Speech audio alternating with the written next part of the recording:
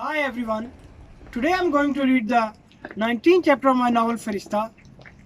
So let's begin. I was very impressed of Saklan's rules and regulations. The way I used to give him pages exactly in the same manner he used to give me back all those papers. I used to write number on every page and the title of the novel. Like this you can't make mistake.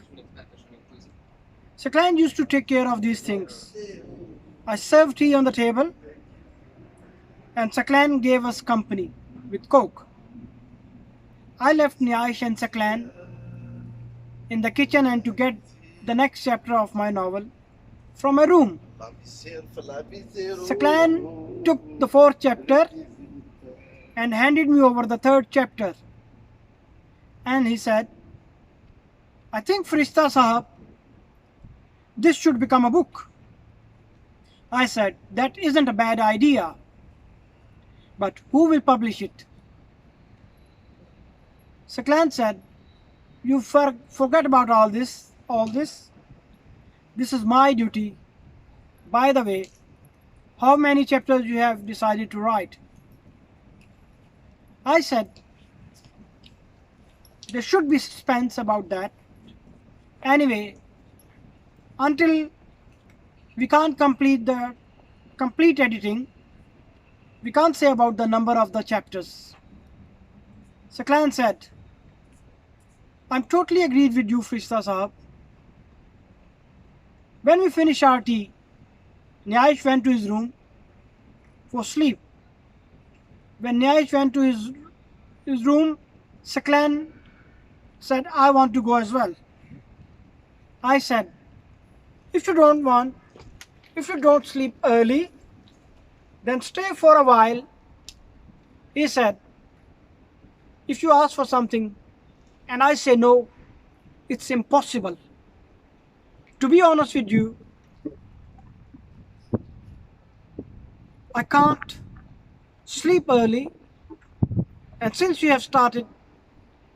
I've started reading this manuscript, I always think about this. I said, Saklan Sahab, tell me honestly, are you fooling me? Or you really like my novel kind of manuscript? So he said, if I wouldn't like your writing, I would not have come today for the next chapter. You know that how does it work in Arezzo? Here, if you visit someone twice, then people talk about him at PCO. That this gentleman comes to our house every day for the dinner. I'm not talking about you. You people, I'm not talking about you people, because your phrase is famous in Arezzo. He will not eat our food. He will have what is written in his fate. I don't feel hesitation coming to your house. Anyway, Nyash Bhai has different style of life. I laughed a lot at Saklan's explanation. I knew what he was saying and what was hidden in his phrase. I said, it means people do care what I say. Then I said further, Saklan Sahab, can I ask you something if you don't mind? Yes, why not? You don't take tea, why?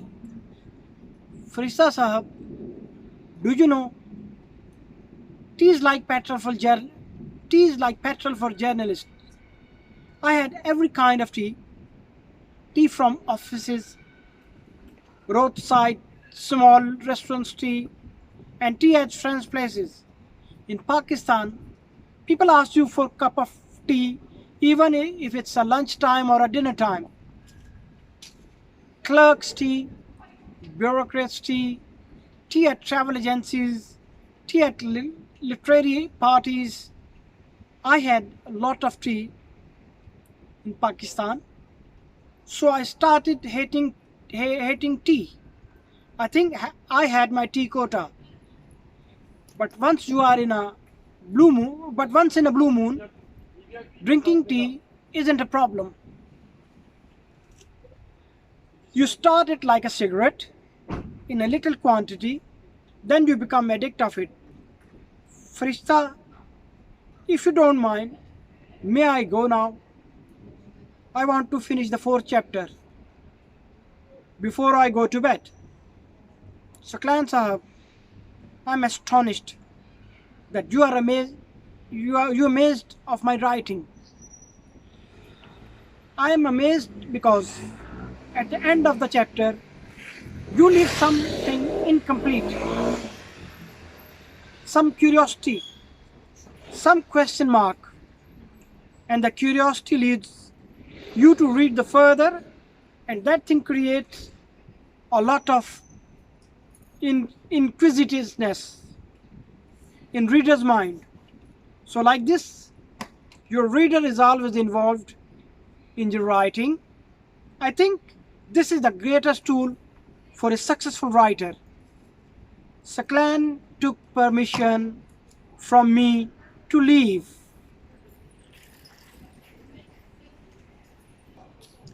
Where Saklan was living, all boys were still awake and they were watching TV.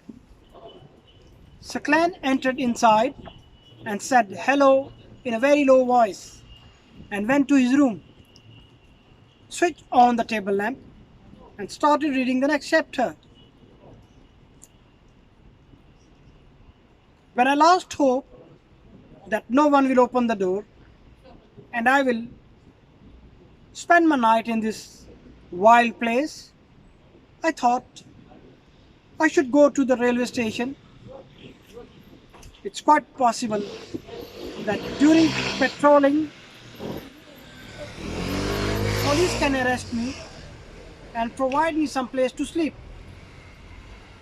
I was unaware of this, that where I was sitting, there was camera as well. I was still on the horns of dilemma. Someone placed his hand on my shoulder.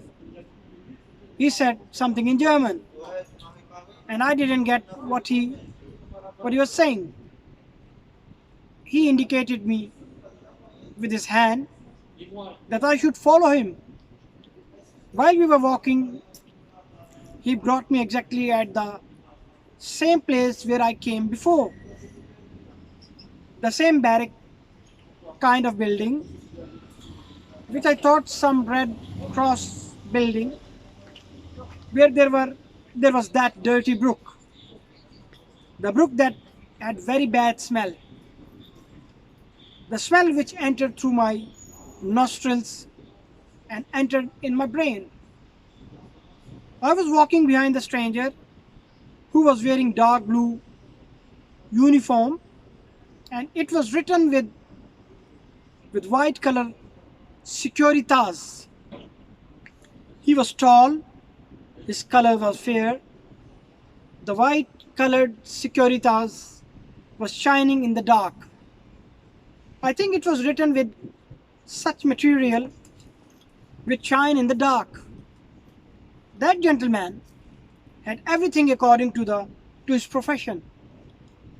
Like handcuffs were attached with his belt, a small wooden or metal stick which was inserted in a leather cover. There was small revolver, bunch of keys, and a wireless set. I heard different voices on that wireless kind of device. At certain point, the gentleman stopped, and I stopped as well. He opened an iron gate. When I saw this gate, I felt strange because I saw this gate before. When I was searching number 13, he entered inside and indicated me to follow him.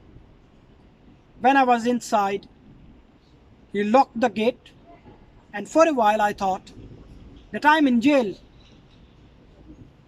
One thing was strange.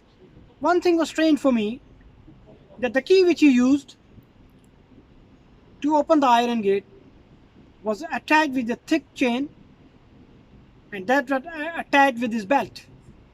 He didn't unattach that key from belt, even though he unlocked and locked the gate with great difficulty. For me, this style was childish. He asked me in a broken English, "Which language you speak?"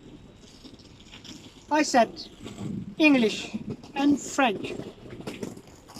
He said, "I mean, you are from which country? Which language do you speak? Arabic or something like that?" I said, "No, we speak Urdu." That gentleman took a red or maybe orange color of paper and a white paper, and gave those papers to me and said, "Fill these papers and give them to me." Then he said, "Forget about filling these papers. You can fill them tomorrow. You can fill them tomorrow morning.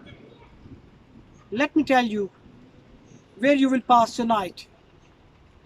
That security guard opened another door and said, "Go inside." I followed his instructions. After a few moments, that security guard brought me a blanket, a white bed sheet, and one pillow. He gave me all these things and said, "In this room there is a toilet and there is a plastic glass. If you feel thirsty during the night, you can drink water. That water is drinkable." After saying this, he locked the door from outside and went to his cabin. Thank you very much. I hope you like my video. Like my video, subscribe my channel, press the bell icon, and I'm still waiting for your precious comments. Even if you like it or if you don't like it, I prefer your thumbs up or thumbs down. It doesn't matter, but important is I want your comments. Thank you very much. Bye bye. See you next.